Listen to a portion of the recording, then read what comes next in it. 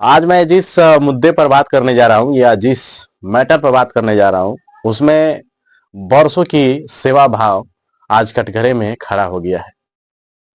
मैं बात कर रहा हूँ मऊ के फातिमा हॉस्पिटल का, जहां पर लाखों घर को सुरक्षित किया या लाखों लोगों की मदद की, और आज से नहीं, बहुत पुराना ये सिस्टम चला आ रहा है।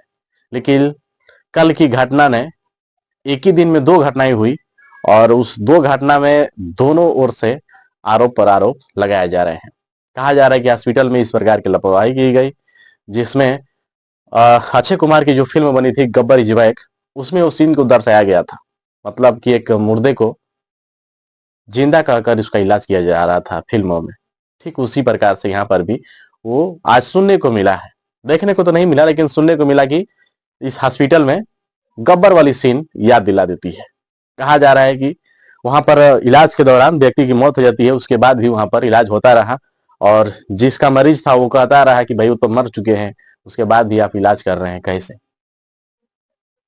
तो कहानी, अब ये कहानी नहीं रह गई, बहुत बड़ी स्क्रिप्ट बन चुकी है और हर प्लेटफॉर्म पर इसकी चर्चा हो रही है। या आखिर ऐसा क्यों हो रहा है? क्या इंसानियत खत्म हो रही है? क्या लोगों के लिए केवल पैसे महत्व है?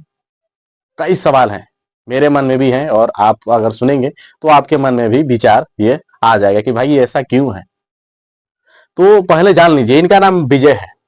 इनका नाम विजय है और ये अपनी पत्नी का इलाज कराने गए थे वहां पर। इलाज क्या, वो डिलीवरी था, और वहां पर गए थे गाजीपुर से। विजय वर्मा है, इनकी पत्नी का नाम श्वेता वर्मा है, और गाजीपुर से गए थे इस हॉस्पिटल में भर्ती कराने के लिए, वहां पर इलाज के लिए कि भाई बेहतर इलाज हो सके। हालांकि फातिमा हॉस्पिटल बहुत ही मशहूर हॉस्पिटल है, और इतनी गंभीर आरोप लगाना बहुत ही मतलब सोची समझी हो सकती है ये। अब इसके पीछे की कहानी मतलब क्या है वो तो वही लोग जानेंगे, लेकिन आरोप यही लगाया जा रहा है कि भाई वहां पर इलाज के दौरान मृत्यु हो जाता है, उसके बाद भी वहां पर इलाज हो रहा था। इनका कहना है। इनका नाम अरुण यादव है और ये है बलिया जिला के रहने वाले। बलिया जिला के रहने वाले हैं। मऊ हॉस्पिटल में गए थे, यानी कि मऊ हॉस्पिटल है ये फातिमा, और वहां पर इलाज कराने गए थे अपने पिताजी को लेकर। हालांकि इनके पिताजी का वहां पर एडमिट कराते हैं लगभग 17 तारीख को, इसी दिसंबर में। इसी दिसंबर में 17 तारीख को वहां पर एडमिट करते हैं, और उसके बाद से इलाज होता रहा। और इनका कहना है कि मैं पिताजी के सीने पर कान लगाकर अपना वो चेक किया कि भाई उनका धड़कन चल रहा है नहीं चल रहा है। अभी इन्होंने कहा कि मैंने चेक किया तो पता चला कि उनका धड़कन कुछ नहीं चल रहा है, लेकिन डॉक्टर के द्वारा बताया जा रहा है कि उनका पल्स चल रहा है। और इन्होंने ये भी बताया कि भाई मशीन का मैंने फोटो खींचा जिसमें कोई लाइन नहीं चल रही थी, पल्स वाली लाइन जो भी चलती है उसमें।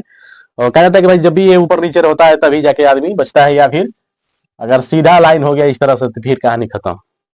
अब इनका आरोप यही है, और इनका मामला में यह है कि 2 दिन की 2 दिन से इनकी मतलब बेबी वहां पर भर्ती थी और डिलीवरी में उनकी बची हुई है। लेकिन इलाज के दौरान ये बताते हैं कि भाई हाथ में इंजेक्शन जो लगाया जाता है, और एक होता है कि 24 से 48 घंटा उसमें रहता है हाथ में, और उसमें खून जम गया था। उसको निकाल कर जो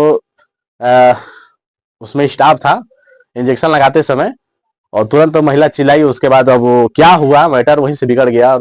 2 से 3 मिनट के अंदर ये कह रहे थे कि भाई 2 से 3 मिनट के लिए मैं बाहर आया, और उसी दौरान उनको वहां से दूसरे जगह शिफ्ट कर दिया गया, ये कह करके उनकी तबीयत थोड़ी सी सीरियस है, और उसके बाद से कोई रिस्पॉन्स नहीं मिली, मृत्यु हो जाती है। अब ये दो घटनाएं एक ही दिन में हुई। संजोग देखिए कि दोनों घटना एक ही दिन में हुई। अब इसमें भी एक और झोल झाल आ गया।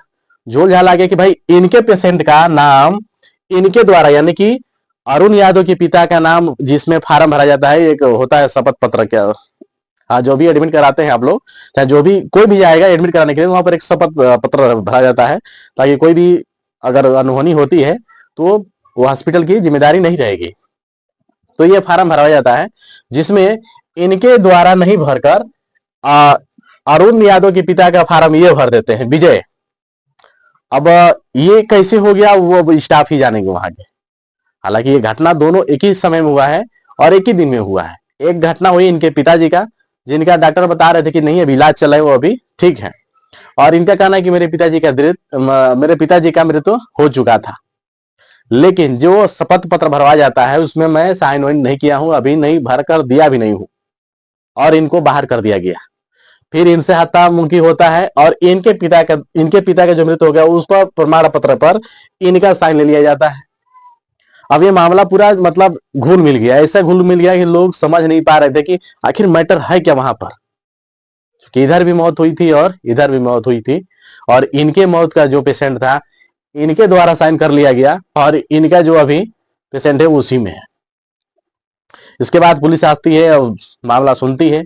अब ये कहती है कि भाई अब दोनों पक्षों का हम लोग सुनेंगे, उसके बाद से इस पर कार्रवाई करेंगे। खैर, आप लोगों को क्या लगता है कि हॉस्पिटल इस प्रकार से कर सकता है कि कोई व्यक्ति मर जाता है उसके बाद भी उसका इलाज तब तक किया जाता है जब तक माल आता रहे?